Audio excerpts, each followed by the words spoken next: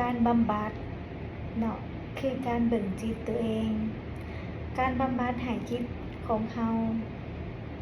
อยู่กับตัวเอง และการบำบัดมันจะเห็นให้เราเข้าใจถึงอารมณ์เนาะบ่ว่าจะเป็นอารมณ์ในการหายใจ อารมณ์ในการเครียด หรืออารมณ์ในการจัดสรรความมีระเบียบวินัยให้กับตัวเองนะสำคัญ เมื่อเฮาบำบัดตัวเองเฮาสิเข้าใจหัวใจของเฮาเลิกๆว่าเฮาต้องการหยังเฮาอยากได้หยังอันใดที่เฮาเฮ็ดได้และอันใดที่เฮาเฮ็ดบ่ได้และสำหรับตัวใดที่เฮาเฮ็ดบ่ได้เฮาจะพัฒนาไปในรูปแบบใดดาเชื่อว่าทุกคนมีปัญหาเรื่องนี้เฮ็ดให้1นอนบ่หลับเนาะ2เครียด3เนาะบ่รู้ทิศทางว่าจะไปทางใด